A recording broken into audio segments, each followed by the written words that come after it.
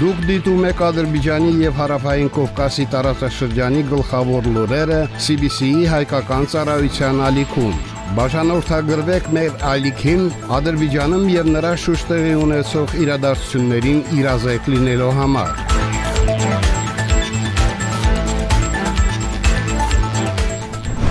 Այսօր ապրիլի 9-ն է։ Օրվա կարևոր լուրերը CBC-ի հայկական ծառայության եթերում։ Ականային խնդիրը խոչընդոտում է վերականգնման աշխատանքներին։ Ռեջեփ Թայիփ Էրդողանը եւ Դոնալդ Թրամփը քննարկել են տարածաշրջանային իրավիճակը։ Հրադադարը հիմք կարող է հանդիսանալ պատերազմը դադարեցնելու համար։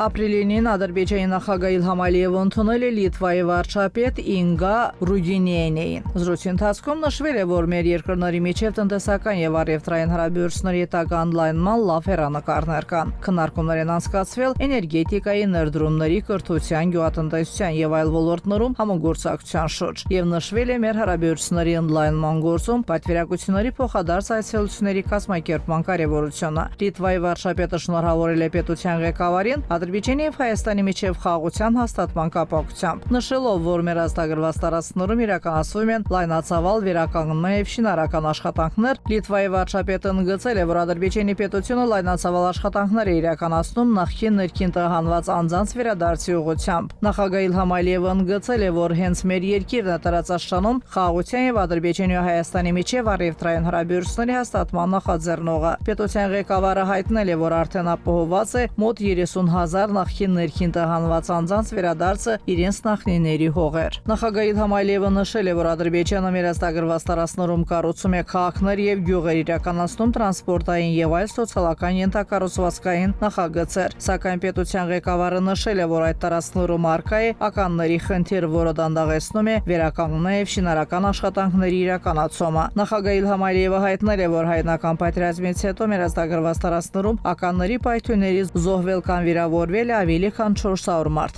Հանդիպմանն անդրադարձ է կատարվել ադրբեջանա-լիտվական հարաբերությունների երկկողմ օրակարգին, ինչպես նաև միջազգային կազմակերպությունների շրջանակներում համագործակցության հարցերին։ Այս առումով ընդգծվել է, որ Լիտվան միշտ աջակցել է Ադրբեջանի եւ Եվրամիության հարաբերությունների զարգացմանը։ Զրույցի ընթացքում մտքեր են փոխանակվել նաև տարածաշրջանային այլ հարցերի շուրջ։ Այցի շրջանակներում Լիտվայի վարչապետը այցելել է շահիդների ծառողի։ Հյուրահարգանքի տուրք է մատուցել ադրբեջանի անկախության եւ տարածքային ամբողջականության համար պայքարում իրենց կյանքը զոհաբերած հերոս որդիների հիշատակին եւ ծաղկեպսակ դրել անմար կրակուշարձանի մոտ։ Լիտվայի վարչապետը տեղեկացվել է շահիդների ծառողու պատմության եւ մեր քաղաքում իրականացվող զարգացման եւ շինարարական աշխատանքների մասին։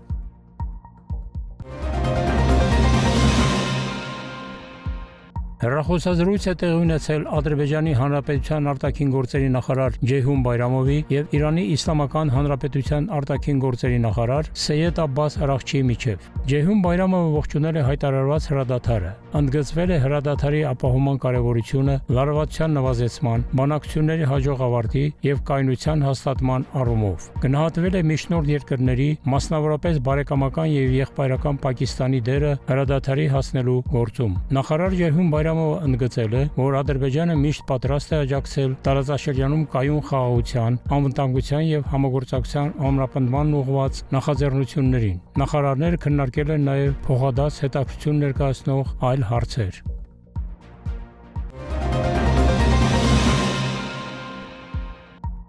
Թուրքիայի նախագահ Ռեջեփ Թայիփ Էրդողանը հեռախոսազրույց ունեցել ԱՄՆ նախագահ Դոնալդ Թրամփի հետ։ Երկու առաջնորդները քննարկել են տարածաշրջանում ստեղծված իրավիճակը, այդ թվում Միացյալ Նահանգների եւ Իրանի միջև հայտարարված երկշաբաթյա հրադադարը։ Գոհնակություն հայտնելով հրադադարի համաձայնագրի կապակցությամբ Թուրքիայի նախագահը հույս է հայտնել, որ 40-օրյա սրացումից հետո բացված հնարավորության պատոհանը կօգտագործվի երկարատև խաղաղության հասնելու համար։ Նախագահ Էրդողանը ընդգծել է, որ Թուրքիան կշարունակի նպաստել բարեկամական եւ եղբայրական երկրների մասնավորապես Պակիստանի հետ համատեղ իրականացվող խաղաղության ջանքերին։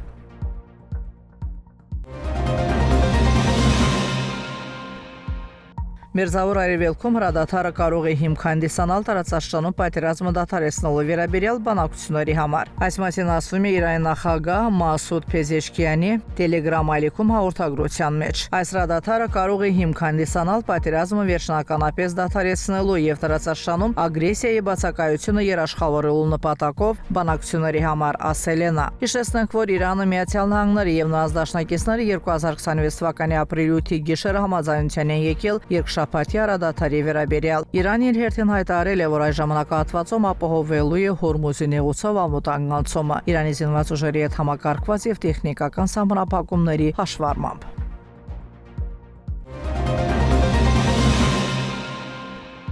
Համաշխարհային բանկը կանխատեսում է, որ Ադրբեջանի հնան 2026 թվականին կաճի 2%-ով, իսկ 2027 թվականին 1.8%-ով։ Այս մասին նշված է Համաշխարհային բանկի Եվրոպայի եւ Կենտրոնական Ասիայի տարածաշրջանի տնտեսական հեռանկարների մասին ապրիլյան զեկույցում։ Բանկում նշել են, որ Ադրբեջանի տնտեսական աճը 2025 թվականին կազմել է 1.4%։ Համաշխարհային բանկը նաեւ կանխատեսում է, որ Հարավային Կովկասի երկրներում հնայի ընդհանուր աճը 2026 եւ 2027 թվականներին կհասնի տարեկան 3.4%-ի։ Զեկույցում ընդգծվում է, որ Ադրբեջանում ներդրումային ծախսերի նորմալացումը պայմանավորված հակաբյուջետային խստացմամբ, ինչպես նաեւ նավթի արդյունահանման զգալի կրճատմամբ, ինչը 2025 թվականին հանգեցրել է մինչև 1.4% տնտեսական աճի անկման, գրեթե 3 անգամ ցածր է 2024 թվականի ցուցանիշից։ Մասնագետները նշում են, որ Ադրբեջանում բյուջեի ավելցուկը զգալիորեն նվազել է ածխաջրածնային ոլորտից եկամուտների նվազման պատճառով։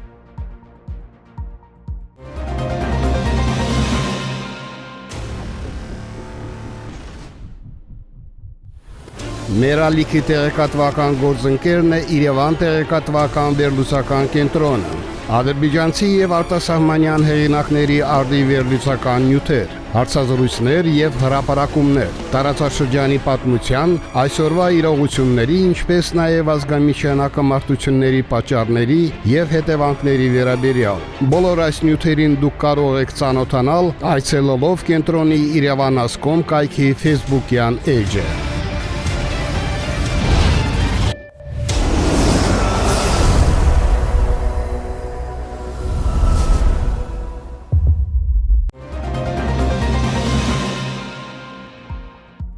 Հայաստանում իրավիճակը դարձել է անտանելի։ Մի կողմից գործազրկությունն ու աղքատությունն է խեղդում երկրի բնակիչներին, մյուս կողմից ամենուր տիրող կեղտաջրերն ու աղբը։